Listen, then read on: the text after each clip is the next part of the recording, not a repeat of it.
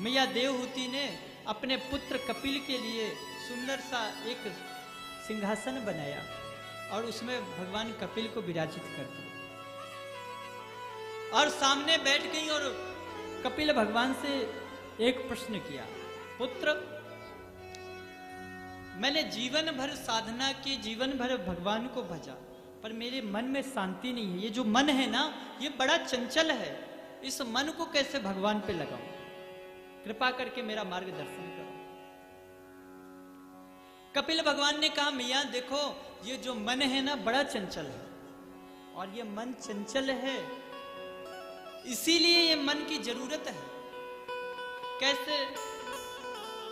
बोले अगर मन चंचल ना होता तो हमें किसी चीज की आवश्यकता ही नहीं पड़ती।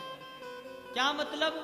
बोले मन चंचल है, जिस प्रकार एक ताले की चाबी होती है ना, ताले की एक ही चाबी होती है, उस चाबी को सीधा घुमाओ तो ताला बंद हो जाता है और उस चाबी को उल्टा घुमाओ तो ताला खुल जाता है।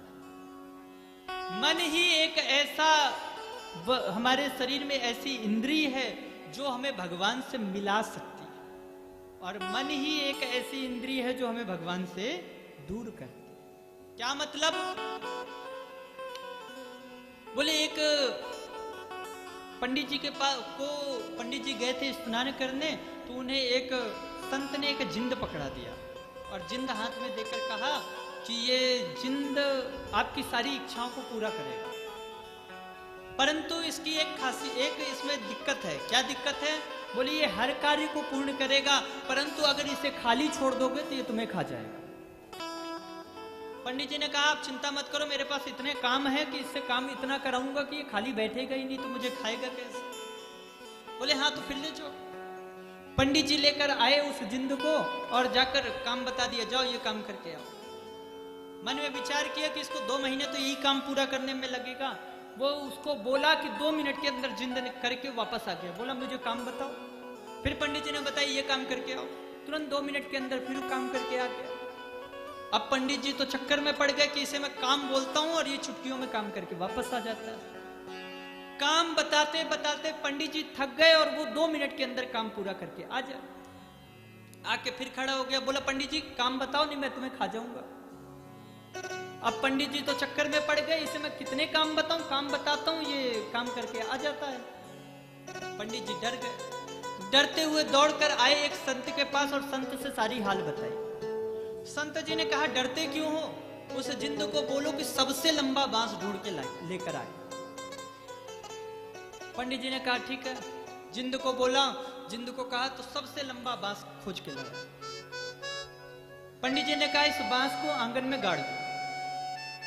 अब आंगन में गाड़ दिया।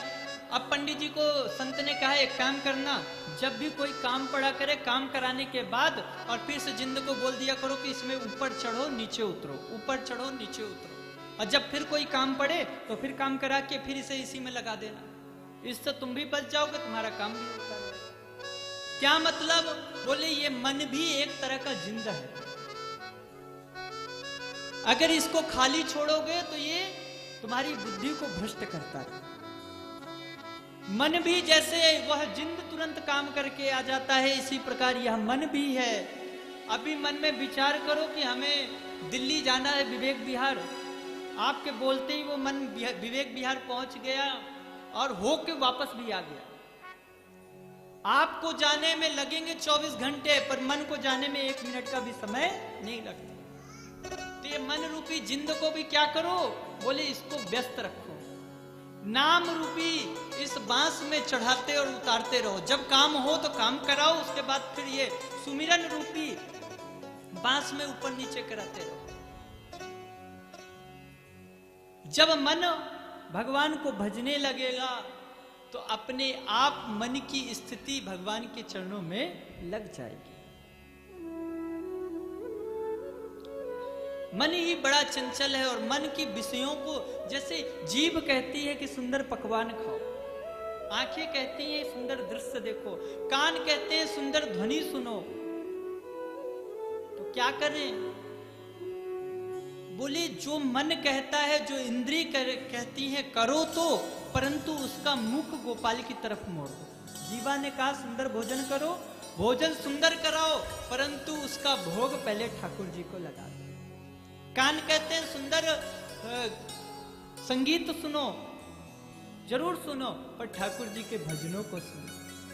आंखें कहती हैं सुंदर दृश्य देखो, ठाकुर जी के स्वरूप को देखो। आहा, कितना सुंदर ठाकुर जी का स्वरूप है, भगवान के चरण। अच्छा ये बताओ, मंदिर जाते हो तो मंदिर में दर्शन किस प्रकार करना चाहिए, पता है?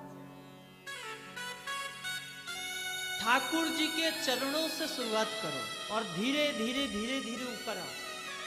ठाकुर जी के चरण कैसे हैं? ठाकुर जी के चरण रक्त वर्ण के हैं, रक्त वर्ण के चरण हैं। उसमें जो नख हैं वो श्वेत वर्ण के हैं और श्याम वर्ण के ऊपर चरण है। तालुकाएं जो हैं वो रक्त वर्ण की हैं। तो भगवान जब खड़े होते हैं तो भगवान के वो श्वेत वर्ण के नख दिखते हैं, श्याम वर्ण का पैर दिखता है, पर वो तालुकाएं जो रक्त वर्ण की हैं वो नहीं दिखती। तो संत जन उसकी उपमा करते हैं त्रिवेणी से। जैसे गंगा और यमुना तो दिखाई देती हैं पर सरस्वती दिखती नहीं है, इसी प्रकार भगवान के वह चरण हैं जो त्रिवेणी का रूप है। भगवान के उस पीतांबर का दर्शन करो जो बिजली के समान चमकती है। भगवान की कमर में लगी वो मुरली का दर्शन करो, जिसको भगवान अपने ओंठों से लगाते हैं, उसका निनाद करते हैं, तो बड़ी बड़ी गोपियां भी, बड़े बड़े संत जन भी अपना ध्यान खोकर ठाकुर जी की वो मुरली को सुनने लगते हैं। भगवान के हृदय में विराजित वह कौस्तुभ मणि जो नील कमल के समान सुंदर प्रकाशित हो रही है। भगवान का वह मुखमंडल जिसमें भगवान हमेशा मुस्कुराते रहते हैं। वो भगवान के सुंदर सुंदर होंठ जिसमें अनार के दाने के जैसे भगवान के दांत, भगवान की आंखें कमल नयन के समान, कमल के समान वह आंखें। भगवान मस्तक में मोर मुकुट पहनते हैं। भगवान के उन स्वरूपों का चिंतन करो। जब तन मन धन से सब चीजों से अपने सारी इंद्रियों से भगवान का स्मरण करोगे ना तो ये मन भाग ही नहीं पाएगा। और ध्यान रूपी इस डोर से मन को इतना कस के बांध दो कि ठाकुर जी से दूर हो ही ना पाए। देवहूति को सुंदर भगवान कपिल ने उपदेश किया। माँ देवहूति को भगवान का स्मरण हुआ और उपदेश करने के पश्चात ही गंगा सागर में आकर कपिल भगवान यही गंगा जी के किनारे तपस्या में लीन हो जाते हैं। हम सब बड़भागी हैं जो भगवान कपिल के इस स्थान में बैठकर पावन कथा का हम लोग श्रवण लाभ प्राप्त कर रहे हैं। कपिल मुनि माँ देवहूति के चरणों में प्रणाम करके इसी स्थान में आकर ठाकुर जी का ध्यान करते।